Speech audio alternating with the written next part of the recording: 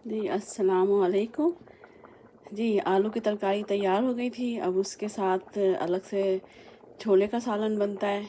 कुल same thing है। आप रात भर इस छोले को भिगो दें। मेरे पास 8-9 कप हैं।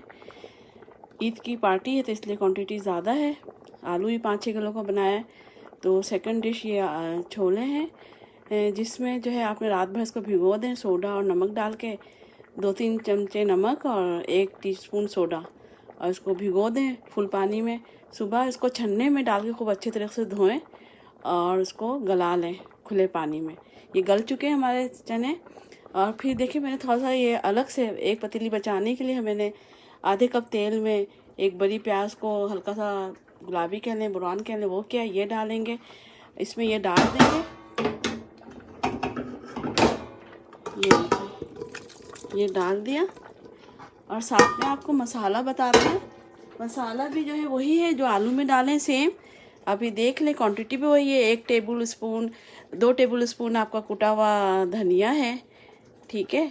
हल्दी है 1 टेबल स्पून, आपके ज़ीरा है 1 टेबल स्पून, कुटी हुई मिर्च 1-1.5 टेबल स्पून है, कलौंजी 1 टीस्पून से कम है, राई 1 टीस्पून से कम है, ज़ीरा 1 टेबल स्पून है, मेथी दाना भी 1 टीस्पून से ऊपर है। और जो नमक हमने डाल के इसको गलाया है तो नमक की ज़रूरत नहीं है। सेम मसाले, अचार वाले मसाले और आपका जो है हल्दी और कुटी हुई मिर्च, इन सबको हम मिला देंगे। थोड़ी देर पका लेंगे तो हमारे छोले भी तैयार हो जाएंगे। जी अल्हम्दुलिल्लाह हमारे आलू के सालन की तरह या तरकारी की तरह छोले का सालन भी तैयार है, ठीक है। इसको चमचे से सा लकड़ी के चमचे से थोड़ा मैश करना ताकि ग्रेवी हमारी गाढ़ी हो जाए।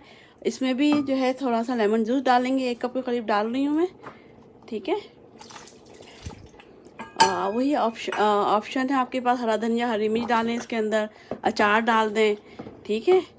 आपको दिल चाहे थोड़ा सा बघार और लगा दें, ठीक है। ऐसे बिल्कुल ये तैयार है इंशाल्लाह। अल्लाह ताला हमें हिदायत सेहत आसानी दे, आसानी बांटने वाला बना। अपना दूसरों का ख्याल रखें, दुआओं में सबको याद रखें। इंशाल्लाह फिर मुलाकात होगी। फ़ी अमानिल्लाह।